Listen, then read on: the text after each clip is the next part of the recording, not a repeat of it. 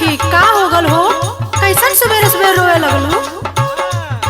अरे का बताइए सखी, पता नहीं कैसे कुल में ररुआ कहने के हमरे और का डेराना हमसे एक ठे हमरे और बा निको बतिया का तो पहले दौड़ के मरबे करेला। अरे तो ऐसन का कह देलू हो? सुना, भैंस बेच के ओइस कैला पी गईला सब ताड़ी।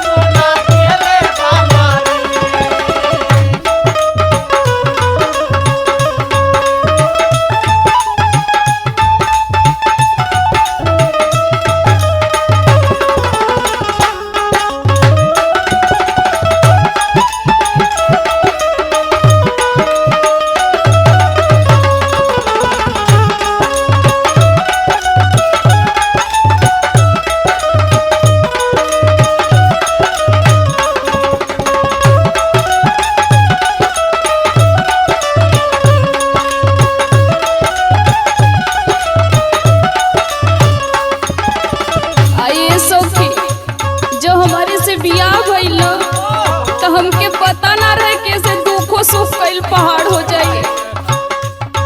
सुनो, आज ले न सुख तोहर कुछो हम जनली, एगो साया साड़ी खातिर कबो ना तरसली।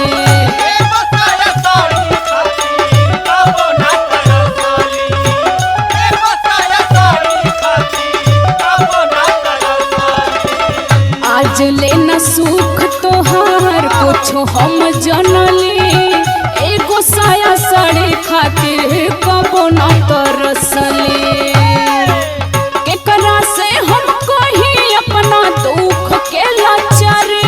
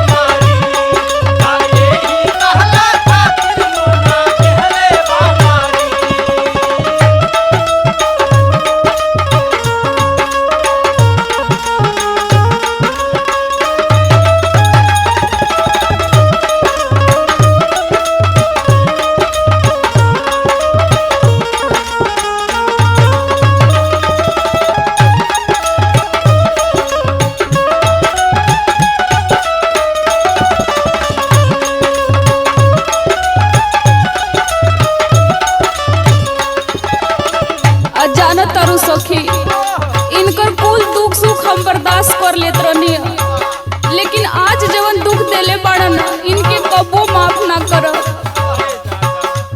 सुनो, सारा सुख भोगनी हम तो अपना नैहर में, एगो धनंजय डहले बाड़े हमके घर में।